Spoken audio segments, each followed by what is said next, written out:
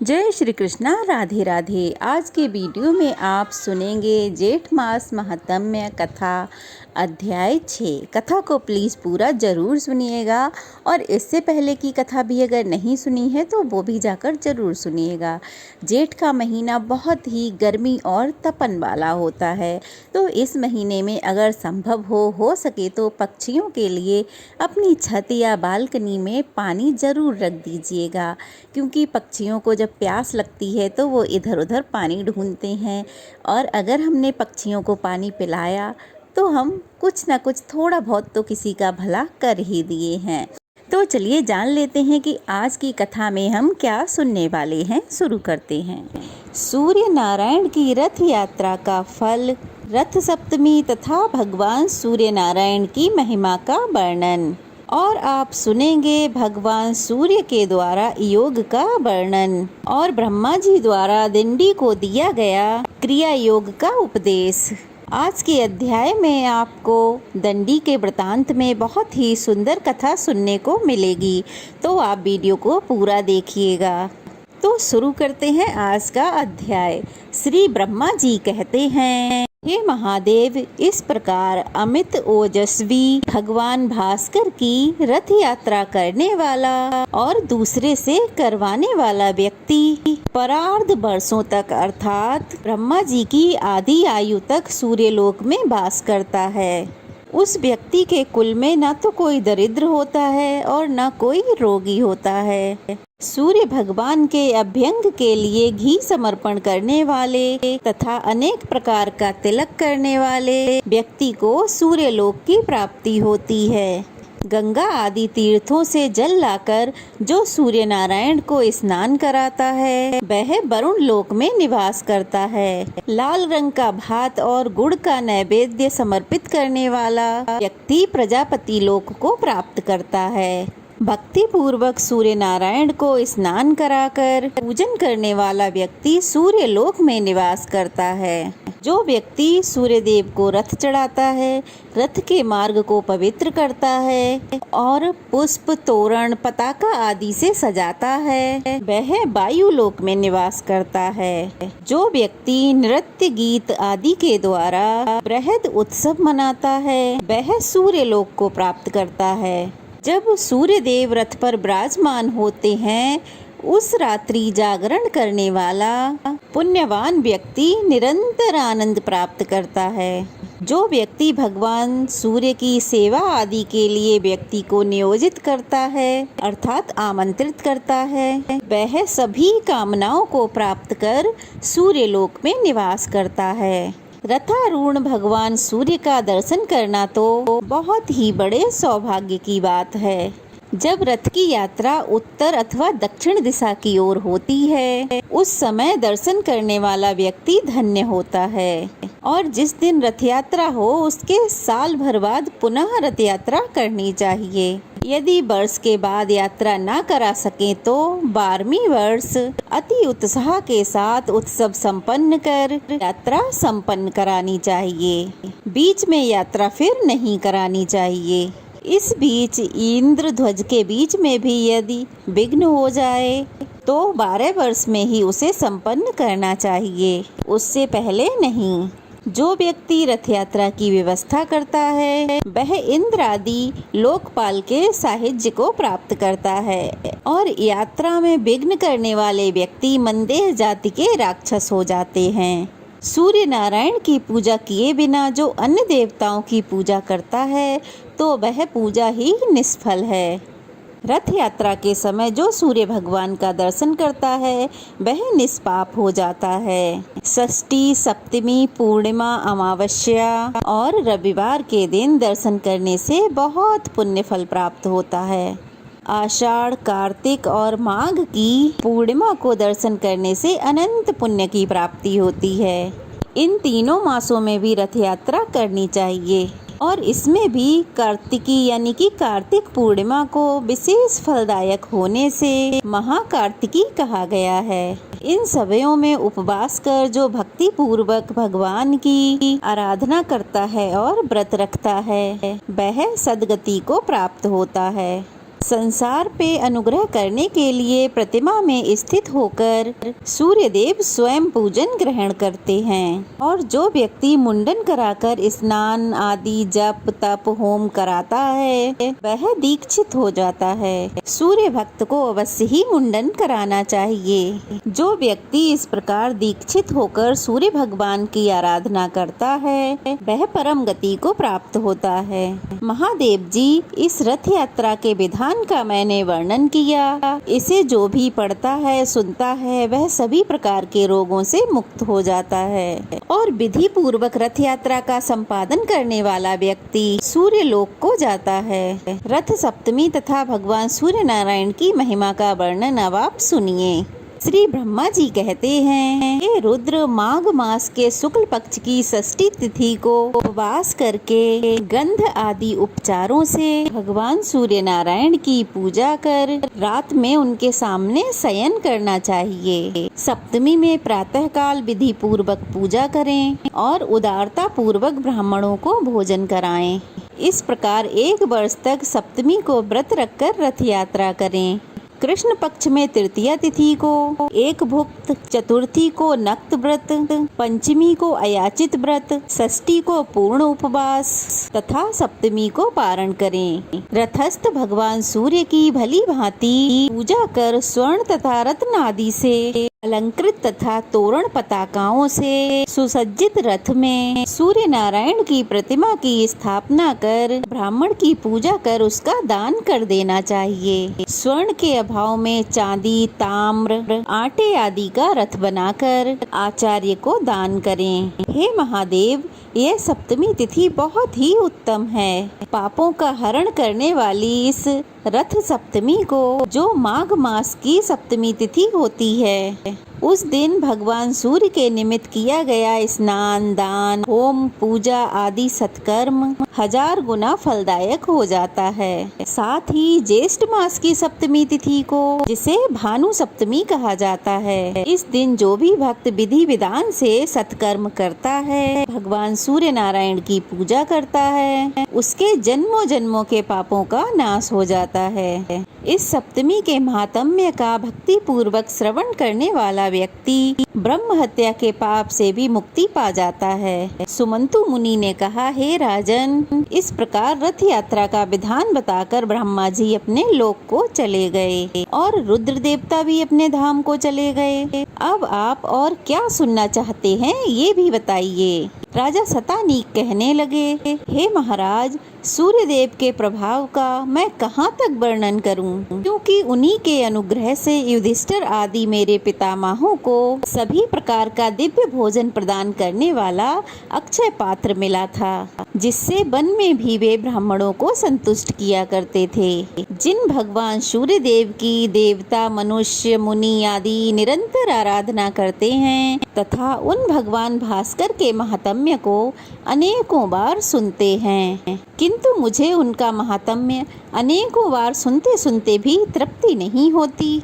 जिनसे ये संपूर्ण विश्व उत्पन्न हुआ है तथा जिनके उदय होने से ही सारा संसार चेष्टावान होता है, जिनके हाथों से लोक पूजित ब्रह्मा जी, विष्णु तथा ललाट से शंकर जी उत्पन्न हुए हैं, उनके प्रभाव का वर्णन भला कौन कर सकता है। अब मैं ये सुनना चाहता हूँ कि जिस मंत्र, स्तोत्र, दान, स्नान, जप, पूजन, होम, व्रत, उपवास आदि कर्मों के करने से भगवान सूर्य प्रसन्न होकर सभी कष्टों को दूर करते हैं और संसार सागर से मुक्त करते हैं, आप उन्हीं उत्तम मंत्र, रहस्य, उत्तरोत, विद्या, पाठ आदि को बताइए, जिनसे भगवान सूर्य का कीर्तन हो और जीवा धन्य हो जाए, क्योंकि जीवा भी वही धन्य होती है जो भगवान सूर्य का स्तवन करती है।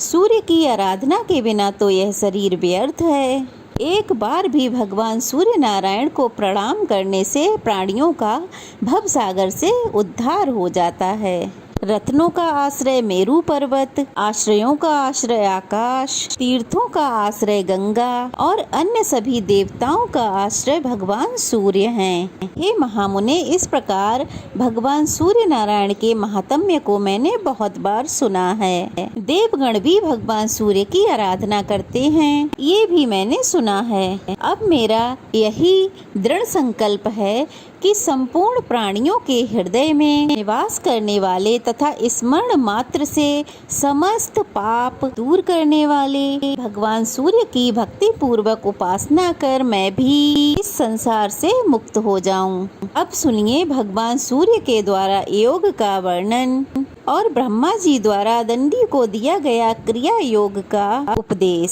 सुमंतु मुनि कहते हैं कि हे राजन, ऋषियों को जिस प्रकार ब्रह्मा जी ने सूर्य नारायण की आराधना के विधान का उपदेश दिया था, उसे मैं सुनाता हूँ, ध्यान पूर्वक सुनो।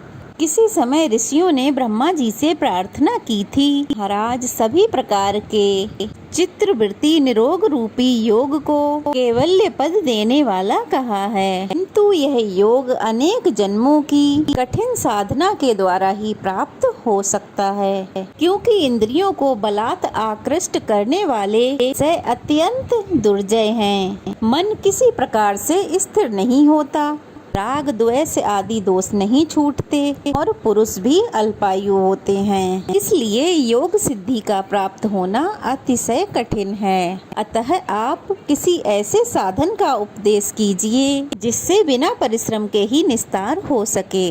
तब ब्रह्मा जी कहने लगे, हे मुनीश्वरों, यज्ञ, पूजन, नमस्कार, जप, व्रत, उपवास और ब्राह्मण भोजन आदि से सूर्य नारायण की आराधना करना ही इसका मुख्य उपाय है। यह क्रिया योग है। मन, बुद्धि, कर्म, दृष्टि आदि से सूर्य नारायण की आराधना में तत्पर रहें। वे ही परब्रह्म, अक्षर, सर्वव्यापी, सर्वकर्ता, अभिव्यक्त, अचित और मोक्ष को देने वाले हैं। अतः आप उनकी आराधना कर अपने मनोवांछित फल को प्राप्त करें और भव सागर से मुक्त हो जाएं। ब्रह्मा जी से यह सुनकर ऋषिगण सूर्य नारायण की उपासना कर क्रिया योग में तत्पर हो गए।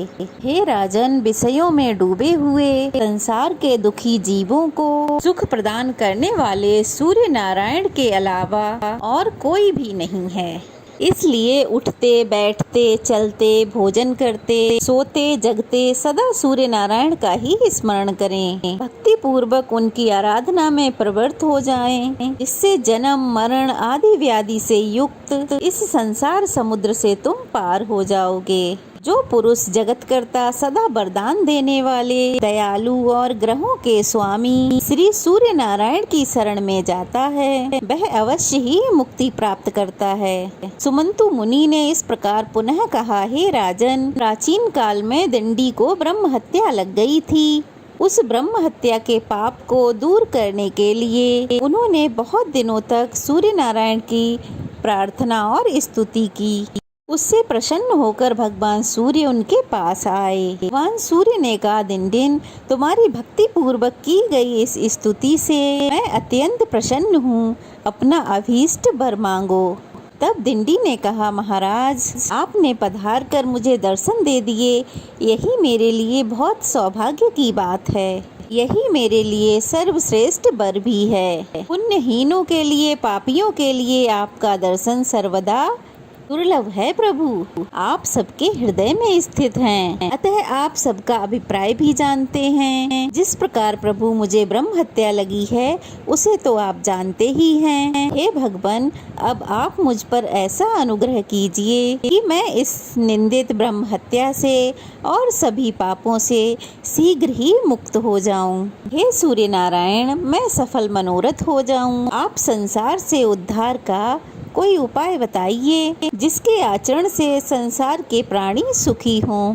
दिंडी के इस वचन को सुनकर भगवान सूर्य ने उन्हें निर्बीज योग का उपदेश दिया, जो दुख के निवारण के लिए औषध रूप है। तब दिंडी ने हाथ जोड़कर प्रार्थना करते हुए कहा, हे महाराज, यह योग तो बहुत ही कठिन है, क्योंकि इंद्रियों को जीतना, मन को स्थिर करना, अहम शरीर आदि का अभिमान और ममता का त्याग करना, राग द्वेष से बचना, यह सब अतिशय कष्ट साध्य है। यह बातें कई जन्मों के अभ्यास से ही प्राप्त होती हैं। अतः आप ऐसा साधन बतलाइए जिससे अनायास बिना विशेष परिश्रम के ही फल की प्राप्ति हो सके।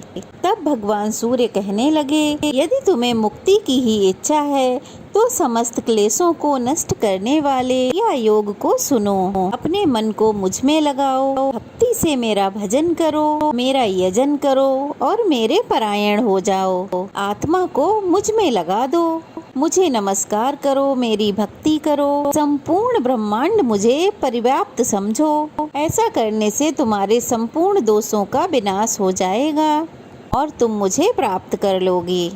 भली भांति मुझ में आसक्त हो जाने पर राग, लोभ आदि दोषों का नाश हो जाने से कृतकृत्यता हो जाती है। अपने मन को स्थिर करने के लिए सोना, चांदी, ताम्र, पाषाण, काष्ठ आदि से मेरी प्रतिमा का निर्माण कराकर या चित्र ही लिखकर विविध उपचारों से भक्ति पूर्वक उसका पूजन करो। सर्व भाव से प्रतिमा का आश्रय ग्रहण करो। चलते फिरते, भोजन करते, आगे पीछे, ऊपर नीचे उसी का ध्यान करो। उसे पवित्र तीर्थों के जल से स्नान कराओ। गंध, पुष्प, वस्त्र, आभूषण, विधि, नैवेद्य और जो भी पदार्थ स्वयं को प्रिय हों उन्हें अर्पण करो। इन विविध उपचारों से मेरी प्रतिमा को संतुष्ट करो। कभी गाने की इच्छा हो तो मेरी मूर्ति के आगे मेरा गुणानुवाद गाओ। सुनने की इच्छा हो तो हमारी कथा सुनो। इस प्रकार मुझ में अपने मन को अर्पण करने से तुम्हें परम पद की प्राप्ति हो जाएगी। सभी कर्म मुझ में अर्पण कर दो। डरने की कोई बात नहीं। मुझ में मन लगाओ, जो कुछ भी करो मेरे लिए करो। ऐसा करने से तुम ब्रह्म हत्या आदि सभी पाप दोषों से मुक्त हो जाओगे। इसलिए तुम इस क्रिया योग का आश्रय ग्रहण करो। सूर्य भगवान की बात सुनकर दिंडी बोले, महाराज, इस अमृत रूप क्रिया योग को आप विस्तार से कहिए, क्योंकि आपके बिना कोई भी इसे बतलाने में समर्थ नहीं है। यह अत्यंत गोपनीय और पवित्र है। तब भगवान सूर्य कहने लगे, चिंता मत करो, इस संपूर्ण क्रिया योग का ब्रह्मा जी तुम्ही को विस्तार पूर्वक उपदेश करेंगे और मेरी कृपा से तुम इसे ग्रहण करोगे। इतना कहकर तीनों लोकों के दीप स्वरूप भगवान सूर्य देव अंतर ध्यान हो गए और दंडी भी ब्रह्मा जी के धाम को चले गए। ब्रह्मलोक पहुंचकर दंडी ब्रह्मा जी को प्रणाम करके कहने लगे, हे ब्राह्मण, मुझे भगवान सूर्य देव ने आपके पास भेजा है। आप कृपा कर मुझे क्रिया योग का उपदेश करें, जिसके सहारे मैं शीघ्र ही भगवान सूर्य को प्रसन्न कर सकूं। तब श्री ब्रह्मा जी बोले, हे गणाधीप, भगवान सूर्य का दर्शन करते ही तुम्हारी ब्रह्म हत्या तो नष्ट हो गई। तुम भगवान सूर्य के कृपा पात्र हो। यदि सूर्य नारायण की आराधना करने की तुम्हारी इच्छा है तो प्रथम दीक्षा ग्रहण करो, क्योंकि दीक्षा के बिना उपासना नहीं होती। अनेक जन्मों के पुण्य से भगवान सूर्य में भक्ति होती है। जो पुरुष भगवान सूर्य से द्वेष रखता है, ब्राह्मण तथा वेदों की निंदा करता है, उसे अवश्य ही अधम पुरुष से उत्पन्न समझो। माया के प्रभाव से ही अधम पुरुष की कुकर्मों में युक्ति होती है और उनके स्वल्प शेष रहने पर सूर्य की आराधना के लिए दीक्षा की इच्छा होती है। इस भवसागर में डूबने वाले पुरुषों का हाथ पकड़कर उद्धार करने वाले एकमात्र भगवान सूर्य नारायण ही हैं। इसलिए तुम दीक्षा ग्रहण कर भगवान सूर्य में तन्मय होकर उनकी उपासना करो। इससे शीघ्र ही भगवान सूर्य तुम पर अनुग्रह करेंगे। दंडी ने पूछा, हे महाराज, दीक्षा का अधिकारी कौन पुरुष है और दीक्षा ग्रहण करने के बाद क्या करना चाहिए, कृपया कर हमें बताएं। तब श्री ब्रह्मा जी कहने लगे, हे दिंडिन, दीक्षा ग्रहण की इच्छा वाले व्यक्ति को मन, वचन और कर्म से हिंसा नहीं करनी चाहिए। सूर्य भगवान में भक्ति करनी चाहिए। दीक्षित ब्राह्मणों को सदा नमस्कार करना चाहिए। किसी से द्रोह नहीं करना चाहिए और सभी प्राणियों को सूर्य के रूप में समझना चाहिए। देव, मनुष्य, पशु, पक्षी, चींटी, वृक्ष, पाषाण आदि जगत के सभी पदार्थों और आत्मा को सूर्य से भिन्न न समझकर मन, वचन और कर्म से जीवों में पाप बुद्धि नहीं करनी चाहिए। ऐसा ही पुरुष दीक्षा का अधिकारी होता है। जो गति सूर्य नारायण की आराधना से प्राप्त होती है वो ना तो तप से मिलती है और ना बहुत दक्षिणा वाले यज्ञों से। सभी प्रकार से जो भगवान सूर्य का भक्त है वह धनी है। उस सूर्य देव के भक्त का अनेक कुलों का उद्धार हो जाता है। जो अपने हृदय प्रदेश में भगवान सूर्य की अर्चा करता है वह निष्पाप होकर सूर्य लोक को प्राप्त होता है। सूर्य का मंदिर बनाने वाला अपनी 7 पीढ़ियों को सूर्य लोक में निवास कराता है और जितने वर्षों तक उस मंदिर में पूजा होती है उतने 1000 वर्षों तक वह सूर्य लोक में आनंद प्राप्त करता है। निष्काम भाव से सूर्य की उपासना करने वाला व्यक्ति मुक्ति को प्राप्त करता है। जो उत्तम लेप, सुंदर पुष्प, अतिशय सुगंधित धूप प्रतिदिन सूर्य नारायण को अर्पित करता है वह यज्ञ के फल को प्राप्त करता है। यज्ञ में बहुत सामग्रियों की अपेक्षा रहती है, इसलिए मनुष्य यज्ञ नहीं कर सकते, परंतु भक्ति पूर्वक दूरबा से भी सूर्य नारायण की पूजा करने से, यज्ञ करने से भी अधिक फल की प्राप्ति होती है। इसलिए हे दिन दिन गंध, धूप, पुष्प, वस्त्र, आभूषण तथा विविध प्रकार के नैवेद्य जो भी प्राप्त हो सके और जो तुम्हें प्रिय हो उन्हें भक्ति पूर्वक सूर्य नारायण को निवेदित करो। तीर्थों के जल, दही, दूध, घी, शक्कर और शहद से उन्हें स्नान कराओ। गीत, वाद्य, नृत्य, स्तुति और ब्राह्मण भोज और हवन आदि से भगवान को प्रसन्न करो, किंतु सभी पूजाएं भक्ति पूर्वक और विश्वास के साथ होनी चाहिए। मैंने भगवान सूर्य की आराधना करके ही सृष्टि की है।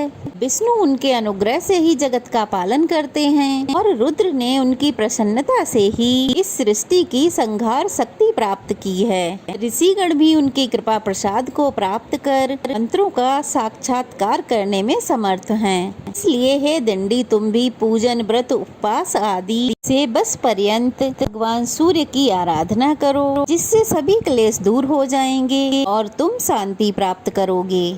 आज की कथा समाप्त हुई। अगले अध्याय में आप जानेंगे भगवान सूर्य के व्रतों के अनुष्ठान तथा उनके मंदिरों में अर्चन पूजन की विधि तथा फल सप्तमी व्रत के फल के बारे में। उम्मीद करती हूँ वीडियो आपको पसंद आई होगी। वीडियो अगर पसंद आई हो तो प्लीज़ वीडियो को लाइक करें और कमेंट बॉक्स में कमेंट करें, और अगर नए हैं तो प्लीज़ चैनल को सब्सक्राइब करें और ज़्यादा से ज़्यादा शेयर करें।